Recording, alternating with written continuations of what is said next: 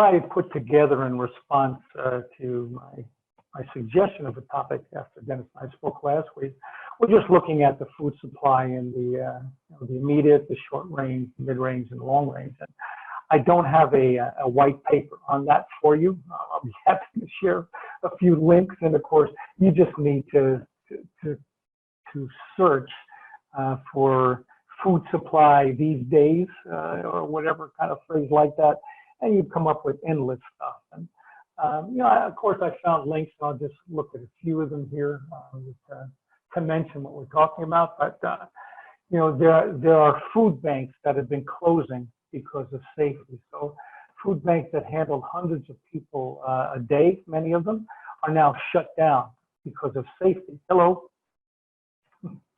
Okay. They're shut down of safety, not for any other reason, not for they can't get food, though that is a closer term issue than they're having now, but they just can't handle the people. And then I see that there are also food trucks that are now repurposing and going to those same areas where the food banks were and offering meals in I guess, a little bit safer way than they did before. So they're being repurposed to work with some of the nonprofits that are now able to find some food supply, whether it be churches or other organizations that can package them, but they don't have the delivery mechanism. So now we see a creative way of working with that. I saw one, there's a food giveaway in Houston yesterday, and it showed an aerial view of, I guess it was a college campus, because the stadium next to it was pretty huge. So knowing Texas, it could be a high school. They love their sports. And there were hundreds of cars snaked up and down the parking lot, and then to go around to where they were giving out food, including people who had shopping carts and little hand carts standing in between the cars to stay in line to get their food. So a city like Houston, which we know has had its share of calamities the past decade or so, is already at that level. And I'm going to guess that not everybody in these cars is on welfare and are needy, at least on that level that we think on the socioeconomic level. So it's already impacting the ability of many cities, as you well know, to get their food. And as much as the system is being retooled now to handle these issues, just like it is with the hospitals and the care facilities, we weren't set up for it. We're behind it. And it's not that we weren't aware of it. I think all of us had been lulled into submission that the big brother that we love to take down and hate has failed us. The one that we trusted and said, this is what our community and our government and our civilization, our country is about, is not prepared for this. And again, it's one of the gifts of coronavirus, and the file that I attached kind of goes into that. It's allowing us in a very costly, by life and financial manner, in order to deal with what's up, really, what's up about survival. I made many jokes over the past year or so about one of the evangelists online and on TV, a televangelist, selling his food buckets. And this guy used to get money in other ways in the 70s. And now it's like, yeah, the survivalists and the preppers and all that are not so out of range anymore. Selling buckets of food for people to live through whatever they thought was going to happen, that doesn't seem so odd. So how each of us has dealt with our own prep towards, can I survive or not? Am I capable of surviving without the system?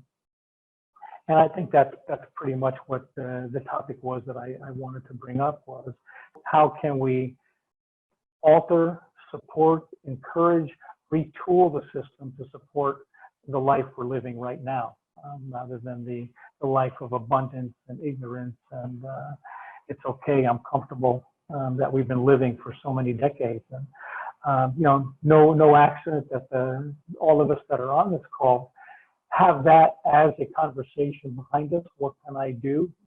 Because we see the world is not heading in a direction that is sustainable, and we're here now. So rather than delve into it, all the different things that support chaos and anarchy, which is very possible. Rather than to tool up with security systems and guns and all that stuff, it's how can we tool up with education and sharing and community and encompassing. And this is not a new conversation for any of us.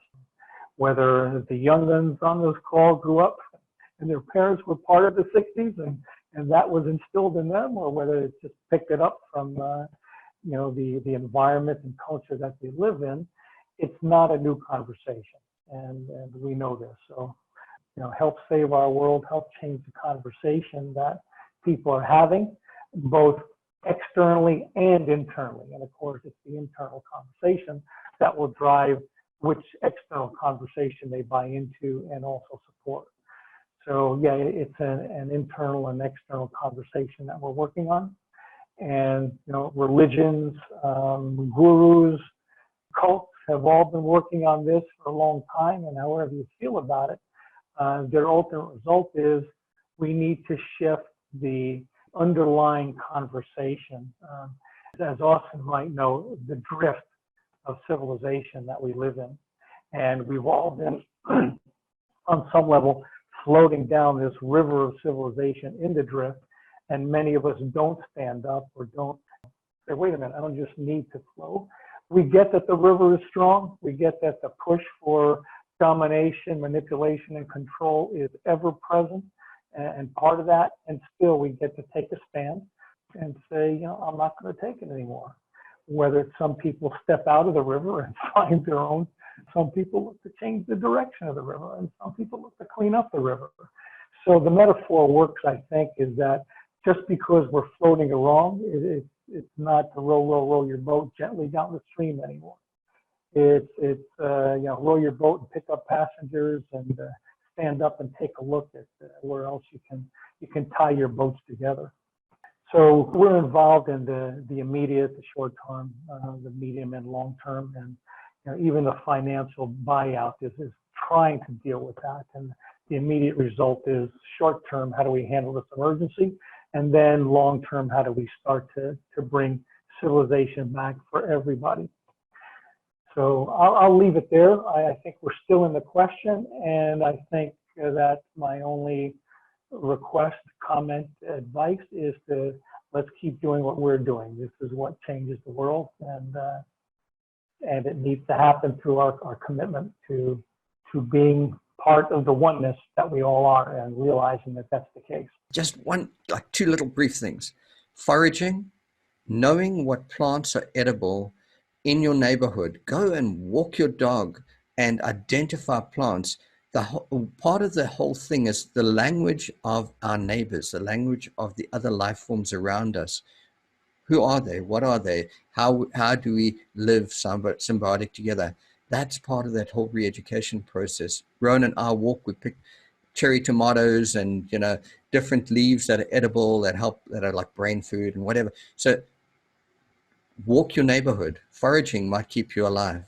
Foraging is an incredible journey you can go on. There are people who teach it in Florida. So go on one of those journeys and learn all about the different plants around you. Incredibly important. All right, back to you, Lorna. Hi. Yes. I just want to make a comment. I'm very content with it's a kind of sweet and sour, feeling, but yet content, because we have been talking in all these meetings, with such a heart and passion to how we can help to promote a more sustainable, world for the next generations and so forth. And everybody in its own way is trying to do it. For some of us, it's kind of overwhelming, like I have said in previous meetings. But what's going on right now with this epidemic, with the coronavirus, is such a, oh my God, it's such a leverage for what we're trying to do. There's such a momentum for people like us and many others that are serious about helping. And as I think I mentioned a couple of meetings, nature and universe knows how. I'm just still very thrilled about what's happening. Nature and universe and knows how to do himself and find a way to make it happen. I think it was like 2 meetings ago, and I didn't know how would that happen, but I know that is one of their virtues, right? Their powers.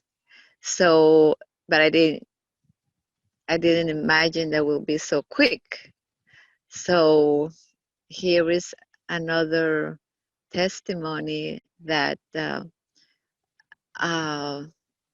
to believe in more and higher power and the universe and everything that we talk and preach, in these meetings, and as an action from us, keep doing what we're doing. Just keep doing what we're doing. Keep being what we really are, just being, and be very aware who we hang out with, what we're proposing out there, what is our conversation, our words, our thoughts, because the big job is being done, you know, by this beautiful high power that is helping us right now to say, uh, okay, just go on what you're doing. Let's just get going on what we're doing. So yes, I want to take advantage of the momentum, and in a very little token, in my building where I live, we've been talking with my neighbors that we want to help for people that are not as fortunate to go on to the store and get the food and the water and stuff like that. So it's a very small and naive project. We would like to do like sandwiches and get some other ways uh, that we can help people that you know don't have a job anymore, therefore they don't have the money. So if for those that live locally here, uh, how can we, because they don't want to get out of premises, of course, so but they're willing to buy the goodies and get together with masks and the gloves and everything to start doing some food. So if you know any source that can take this help to people in that condition, I'll appreciate. Thank you. Thank Okay, you, Lorna. Yes, this whole process of the coronavirus has literally enabled us to stop, think, and reevaluate, which is the most incredible gift, really. Austin? I was waving at Kat. She had to take off, so I'm so sorry um, about that. that's okay. She said she'll meet us next go. Okay, cool. So, just a few things. Basically, nature does have this incredible ability if we are not destroying it. But the rate at which we're destroying it in the relation to the rate at which it can recover is we are accelerating at our rate of destruction. And nature, as this big ball as a planet flying around the sun, that will carry on happening. I mean, that's not going to change. But the possibility of life surviving on this planet is in the balance. It's we so desperately need to change our ways. If we don't, the thing is the urgency. People have no comprehension of the urgency. And the interesting thing about, yes, it's wonderful to teach people how to grow food in a city, and you put it in these grow bags, or you put it in these, like that in that movie that we saw. He literally had socks of soil, and then he was punching holes in it, had irrigation running along it with drip feeding, and he basically just put plants in on these socks. Now, that's all well and good for producing food for the immediate problem. But the big problem is our soils across our planet. And as people who care, and as humans that are part of that ecosystem, we need to be part of regenerating the living organisms and life within that soil, because it is that soil which will provide food into the future. So it's so much bigger than just, okay, let's provide food for this moment and this is how we can do it.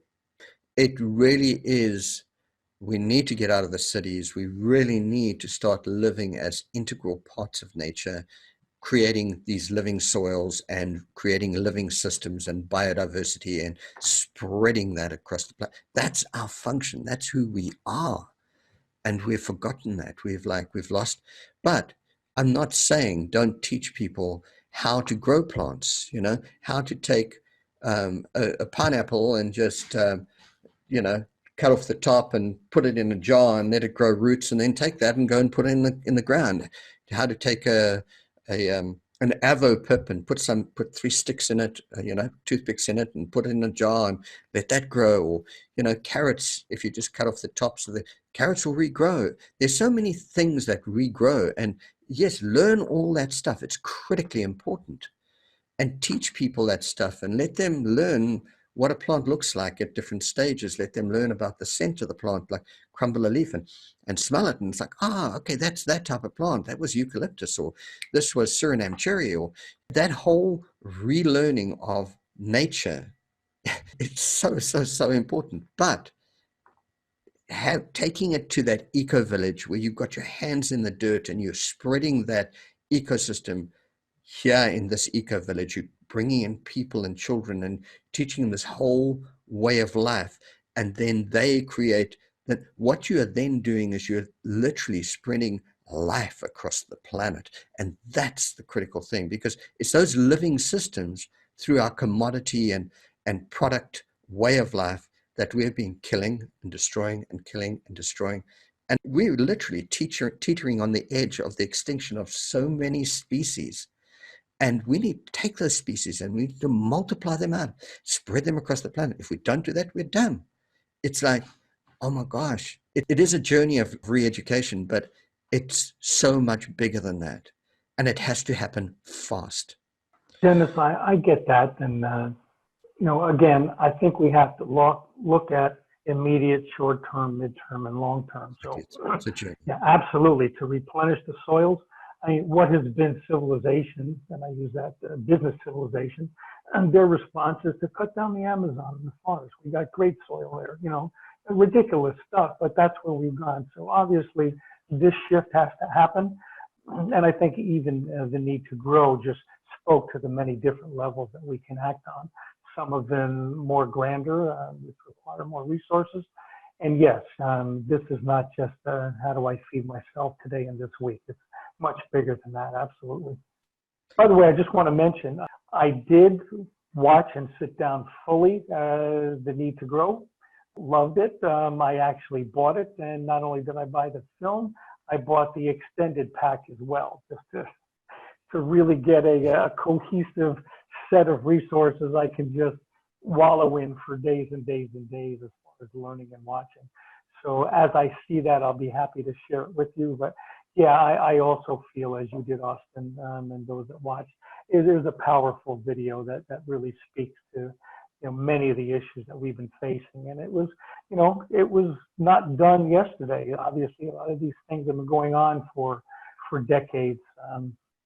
And of course, the need for soil is critical. So yeah, we just need to work on as many levels as we can. Those of us that can act globally, we act globally. Those that can act locally and personally, we need to do that too. But the conversation is changing, whether we like it or not. And again, it's which conversation are we choosing to hold. I agree with you fully, Dennis. Austin? Yes, I had done some thinking while Kurt was talking, and does anybody on this video chat, is there anybody that comes on here that is actually, that's my first question. Actually, as you say that, I wrote yesterday to the guy from Tree Amigos who does Facebook videos and emails and said, I'm involved in this group. Would you be interested in joining on this? So, yeah, I mean, they're small, but, you know, they have, I don't know, a couple of acres maybe. But that would be someone on that level that I would love to have join us. Just on my thing is I literally grew up in a sustainable eco village myself. We had our own literal runoff from the roof of our native trading store and then through gutters and into tanks and then from tanks into reservoirs. And we shared the land with the local Zulu chief and his wives and extended family. And we grew crops all around and we shared whatever we had.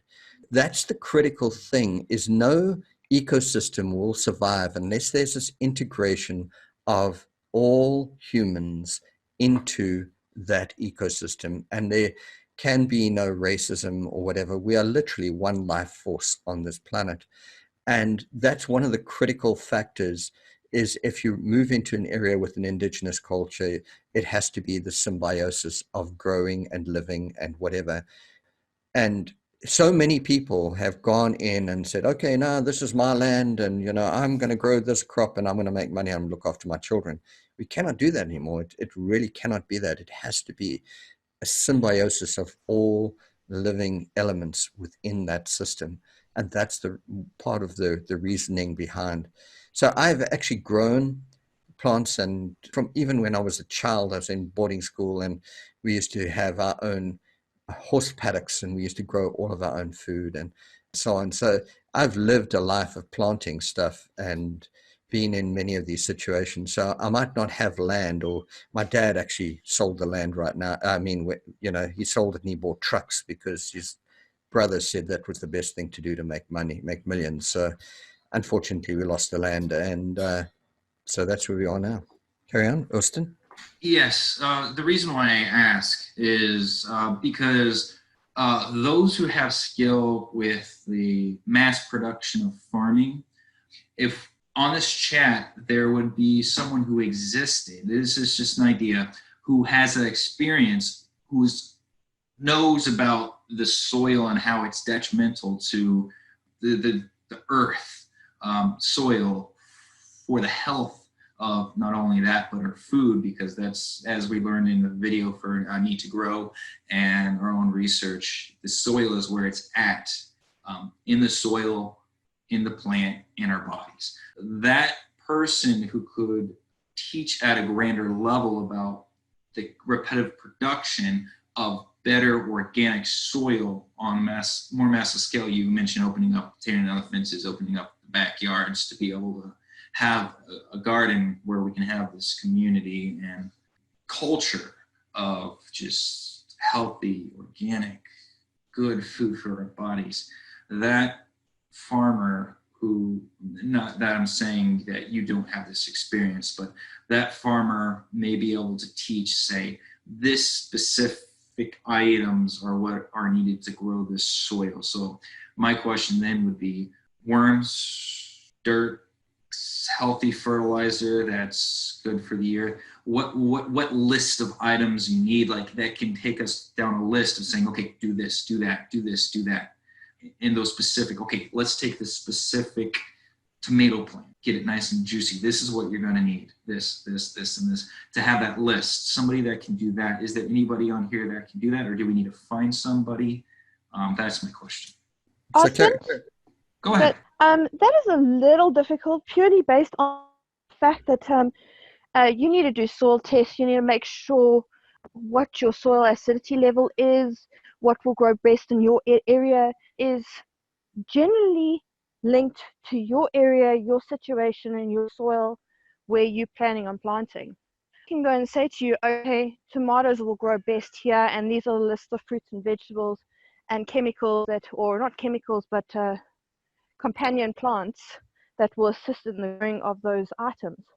We can give you lists of that, but if it's not conducive to your area or your time of year or all of that information, which you need to actually basically research yourself. But in terms of looking after soil, we actually have done a video already on how to reclaim soil, the importance of soil, desertification, and items like that. Recently, a couple of weeks ago, which I'm not sure. Dad, did you upload that one? No, I haven't uploaded most of them. I'm like way backlogged because it's a huge task. Anyway, I'm still trying. I'm still working on that. I love But that. also, Go ahead. I'm happy to look at your area and your soil and that sort of thing with you, and run through those different items, create those lists with you. So we have lots of experience, and there are other options. Okay, so Kurt. Yeah, I just had a quick comment on that. As I mentioned, Three Amigos positions themselves as a nursery. So a lot of what they do is community information, and they are putting out short videos, 3 to 5 minutes. They also send out emails that talk about how to grow plants in this specific area, this part of southern Florida. So I think there's probably a lot of stuff about that. We need to create a portal like Neil Sprouts for information on local growing. And we know, I was involved back in the 70s. I think Rodali and Rodali Press used to do a lot of stuff on growing, and the Farmer's Almanac has a lot of that stuff, even though climate change probably kicked its butt as being able to project a lot of things. So I think, yeah, that's critical that we start to share, or if we can, create a portal that allows people to understand how to impact their local growing. Yeah. There was a purpose for asking that question. And it wasn't to ruffle anybody's feathers, or to down anybody's skill for being able to do anything, because I believe everybody has something to bring to the table. The question was actually purposed for, like you said, Tree Amigos. Here's a name that knows what they're doing. They're organic. They do this. The purpose not for anybody's individual skill to be able to do this. And I would love to learn from you, Alex. Yes. The question was purposed actually for more so getting the outreach out there, not the specifics that I had listed, but more so you had just presented here to the meeting all your skill. Everybody has a skill. And that's the bigger picture I'm trying to paint here. Tree Amigo is a name that more people may be able to be aware of. And now this outreach is out there. Now we have this meeting, this conversation going. So my perspective on this is really getting that movement going on that perspective globally. Okay, we need names that people can kind of attach mnemonically, sociology, in a sociological kind of way. Mnemonically, this name knows what they're talking about, and here are the people, list people. So say Brendan, Alex, Kurt, Dennis, or your community has this project, this organic teaching. You're talking about this teaching of how to grow, and the list of, like you just said, Alex, the soil acidity in my area, to teach people that one name that people can look to and attach mnemonically, because for some reason, as I've been studying sociology and a lot of different psychological nuances that people have to attain an idea, that they can attach that and say, oh, go look at these guys. And now that outreach is connected to, say, this Zoom meeting. Now that conversation is duplicated. So I'm looking at a bigger scale. Tree Amigo, okay, that name could get out there because they're in the process of this. Now, all of a sudden, Brendan, Alex, Dennis, you have your farming communities. Now, these guys have, you said you wanted to do some drone work or some video work of this meeting and other things. Well, now that name or that idea can get out there, and somebody has, it can be talked about, like chirping birds, I mentioned that earlier. It could be talked about. This is like a marketing 101 kind of thing. Not only, I'm not pushing the funding, I'm pushing the ideas, marketing the ideas. This is the way my mind is thinking this. Global name, mnemonic idea that the globe can attach to for teaching. And now your area, Alex, Brendan, Dennis, your farm, whatever that name is known. It's attached to Dennis the teacher, his books, his meetings. Oh, let's look up on his YouTube. Let's look up on this to be able to outreach, learning about the soils and learning about how the different techniques that you're talking about, the plants, the eating, knowing what to eat in your area, how they can access that mnemonically and know, oh, now this name is out here. I know to go here. And now, like Facebook, it's well known. That's kind of what I'm trying to paint the picture for is there a name or somebody that can promote you as the individual to speak here about this teaching of the food source, the concepts, the skill set, the individual things we need to do in each of our areas, like you said, Alex, of soil acidity. Different areas have different climates, have different things that they need more than others to be able to grow the plants at a certain time of years, etc. Okay, that's wonderful. I fully get what you're saying. And on actual growing, the concept of permaculture and natural agriculture and so on, natural agriculture was developed by Masanobu Fukuoka in Japan, and it really is the most natural sort of symbiosis with natural species and casting seeds. It's literally a laborless, comparatively speaking, and no technology, and very, very simple, natural, incredible ability. And if you go higher up in Help Save Our World meeting groups, you will see the videos of Masanobu and read his book, The One Straw Revolution. That to me is the ultimate form of this agriculture and what to do and how to improve the soils by literally throwing the stalks of the previous crop down and chopping and dropping and all sorts of things. Then there is permaculture, which was developed by Bill Mollison, and one of his sort of closest students was Bill Mollison, and Holmgren was his surname. I can't think of his first, Ben Holmgren, I think. They wrote this whole concept of permaculture, which is permanent culture or a sustainable agriculture. And from that's exploded out to many, many people who are learning and teaching permaculture around the world. Now, so Jeff Lawton was one of the big names and is one of the big names in the whole teaching of Bill Mollison's teachings. It's GEOFF, Jeff Lawton. And he has free videos online, which are incredible. And he is doing reclaiming deserts in Jerusalem or somewhere in that sort of area, and really in like devastated regions and recreating sustainable systems there. So there's Jeff Lawton.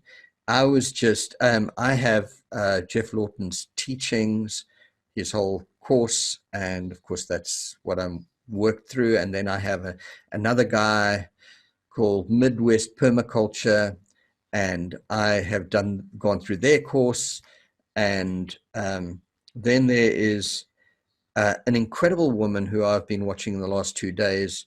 Her name is Morag, Morag Gamble, and she is part of this permaculture teaching educational institution which they've created in Australia.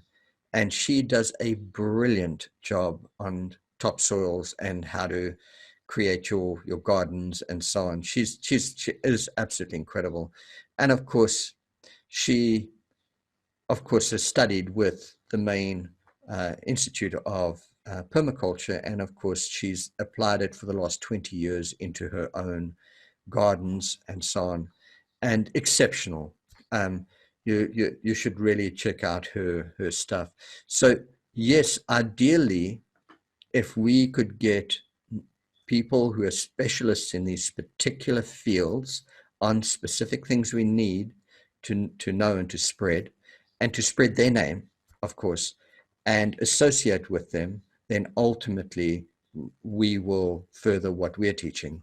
But what we're teaching is so much bigger. It's the essential philosophy of life, how to become a master of life and the natural wisdom of life. And now much of that is contained in permaculture, and much of it is contained in ancient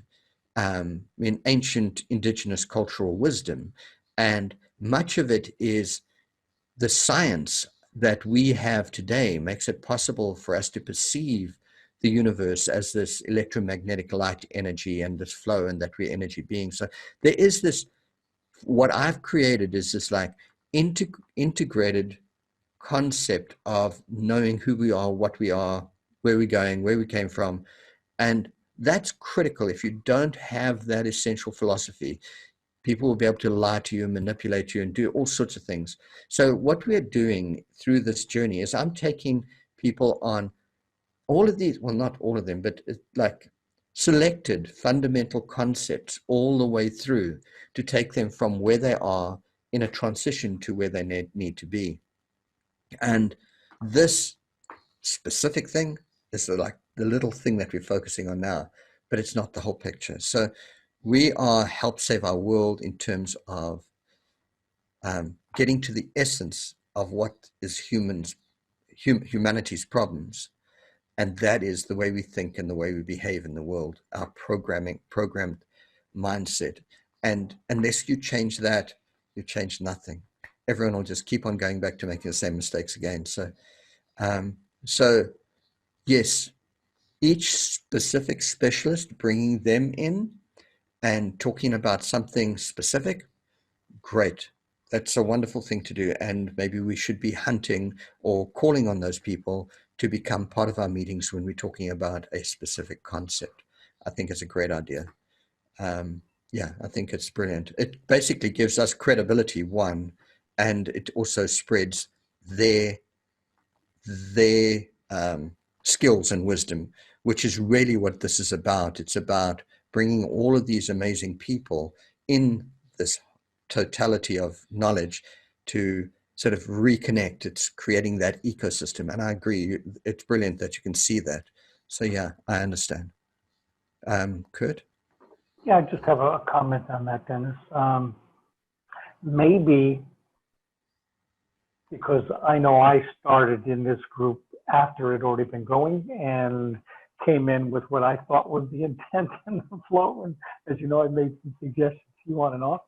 Maybe there gets to be a second group call so that this one, if you want to produce videos, mainly for educational purpose, which is a big part of it, is that we come in like you had proposed with specific speeches and time frames and organized thought. And there can be a secondary group similar to what we've kind of semi-involved into, which is a free-flowing conversation about a topic, but not necessarily meant to structure us in such a limited way, let's say, or a focused way, better to put it. So I'll just throw that out to you because I think these conversations, we have them anyway, and to have a separate group, such as this after group, that allows us to just riff and work off of each other rather than look to keep the ideas succinct, because I think that's also important, might be something we want to consider. Having said that, I have to leave in a minute or two, but I just wanted to throw that out as a last thought. Yeah. Okay. So we're pretty much getting there. I'm also a little bit exhausted. So I think we've basically covered an incredible amount. And there's always basically anybody can contact me anytime they want, and there's always next week. So yeah, message me, whatever, and I'm happy to contribute anything I can. So that's with having said that, I think we can call it a day. And if there's anybody who just has any final questions, they can go ahead and ask, and then I'll close the meeting down. I have to say, I see thanks, the light everyone. for us as a group and for me too. Say that Bye-bye. again, Laura? Okay, right there. I said, I see the light where we're going, and it looks beautiful. Thank you so much. Yes. Thank you so much. Have See a you wonderful next Sunday. day. Alex? Bye. Yes, thanks, guys. Thanks, awesome meeting. Thanks everyone for contributing. I hope you have a great rest of your Sunday is good. guys. We appreciate everything. All right, excellent. Kurt, your volume, Kurt. We missed that. Yeah, well, the plant was talking, so you wouldn't have heard anything anyway. I'm just saying, they're going into the ground this afternoon. That's wonderful. That's wonderful. Make sure you sing to them and talk to them. Be happy. That's why I brought them on this call, just to open up their friend group. Awesome, awesome. Austin? Yes, thank you. Thank you for this and creating this, you and your family, because I think it's going to go a long way with the conversations. Love the idea of the main call for the TED Talk kind of feel, and then a second kind of like a chat group bouncing ideas off of to create that posture that you want for your vision. And I love it. Love to talk more with you, Alex, too. Definitely. Thank you. All right. Go well, everybody. Have a wonderful week. Thanks, All right. guys. See you soon. Thank you, everyone. Bye. Okay, bye.